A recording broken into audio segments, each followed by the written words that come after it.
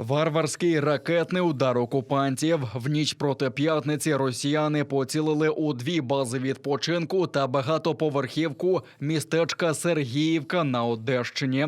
Надзвичайники повідомляють про 20 загиблих, серед яких дитина, та 38 постраждалих. Нині вони під наглядом медиків. Вдалося врятувати 8 людей, кажуть в Державній службі надзвичайних ситуацій. До розбору завалів залучили більше сотні рятувальників. 2 липня на Одещині оголошено днем жалоби за жертвами російської атаки. Відомо, що нелюди випустили по Одещині 3 крилаті ракети Х-22 60-х років розробки. Сама її бойова частина важить майже тонну.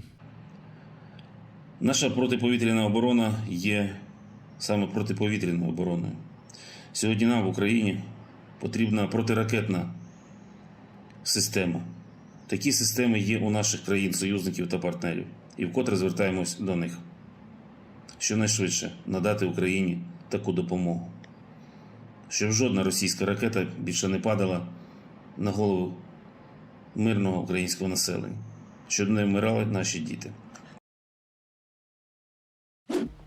Рашисти активізували бої на Краматорському напрямку та прагнуть оточити наше військо в районі Лисичанська з півдня і заходу. В Генеральному штабі повідомляють, що росіяни б'ються, щоб цілком заволодіти Луганщиною. Однак найближча мета ворога – контроль ділянки шляху від Бахмута до Лисичанська.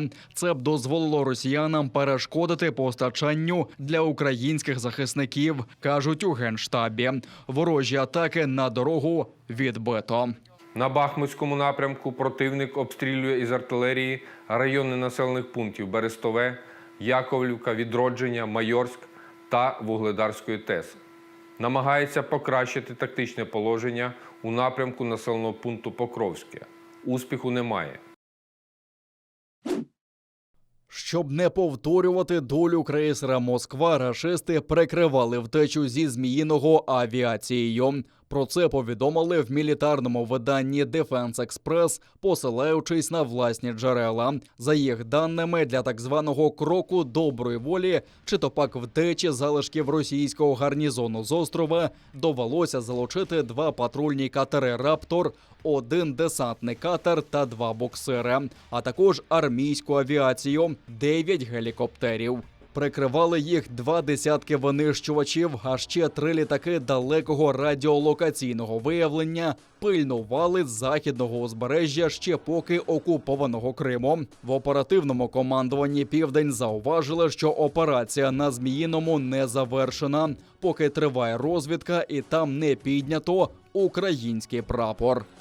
В глобальному військовому сенсі це означає, що та протиповітряна оборона, яку вони там влаштували для захисту свого корабельного складу, який перебуває в північно-західній частині Чорного моря, вже не буде працювати на захист їх кораблів, тому їх кораблі стають більш ураженими. Крім того, там знищено і реактивні системи залпового вогню, і іншу зброю ураження, якою вони планували або прикривати свою десантну операцію, або наносити удари по узбережжю південному.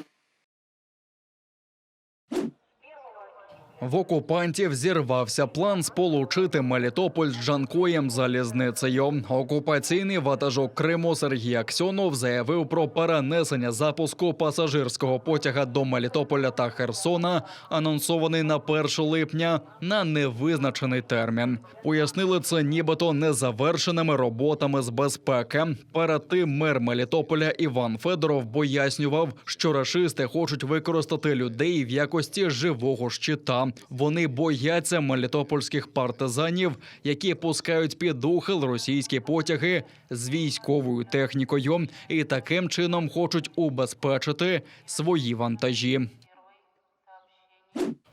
Пропагандистської картинки не вийшло. Російські окупанти не змогли назбирати пасажирів для анонсованого так званого першого автобусного рейсу між окупованими Сімферополем і Херсоном. Росіяни хизували, що продали всі 30 квитків, але 1 липня автобус вирушив напівпорожнім. Щоправда, завбачливо промаркований з усіх боків свастиками Z. Схема подорожі залишилася такою ж, як і до 24 лютого. Пасажирів везуть лише до адмінмежі Криму та Херсонщини. Тоді їх оглядають на російському КПП, переходять пункт пропуску пішки і сідають до іншого автобуса. Задумались про досвід Зміїного. Окупанти неабияк налякали жителів Керчі, які зафільмували густий дим над мостом через протоку.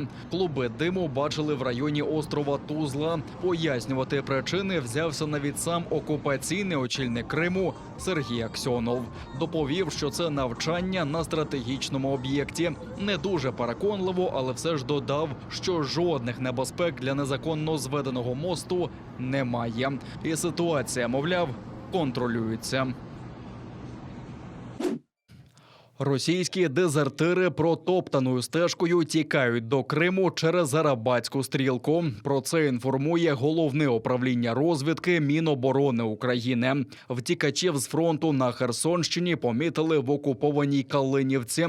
За спостереженнями місцевих жителів, дезертирам по 18-20 років, вбрані в російський однострій без розпізнавальних знаків та кашкетів. Ходять від хати до хати в пошуках їжі та води. Один з них, ймовірно, поранений. За даними української розвідки, при собі окупанти мають 3 автомати Калашнікова, пересуваються в бік Криму і лише вночі, бо вдень переховуються.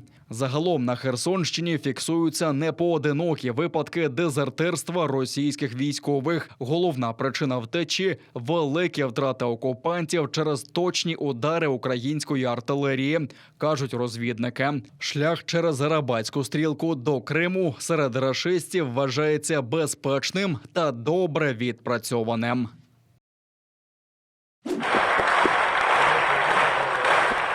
Під оплески нардепів та урядовців до зали Верховної Ради внесли прапор Європейського Союзу. Віднині він стоятиме поруч із державним синьо-жовтим стягом. Президент Володимир Зеленський разом зі спікером парламенту Русланом Стефанчуком та очільником уряду Денисом Шмигалем підписав заяву щодо єднання усіх гілок влади заради повноцінного членства України в ЄС. Глава держави зауважив, що Україна зараз на полі бою захищає свій ціннісний вибір бути в європейській родині та обов'язково переможе.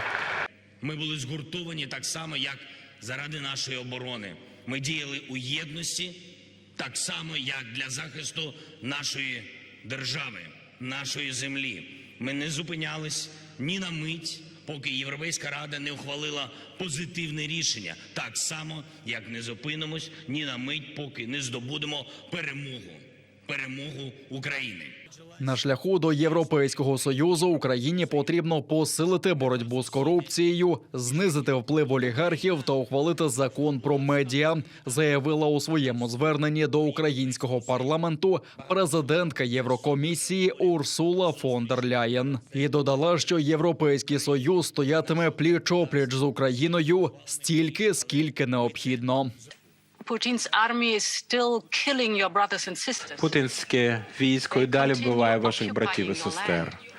Вони і далі окуповують вашу землю, вони крадуть ваше зерно і руйнують ваші міста. Ви боронитеся дуже сміливо. Європа стоятиме за Україну стільки, скільки треба. Ми не спочинемо, поки ви не переможете ворога.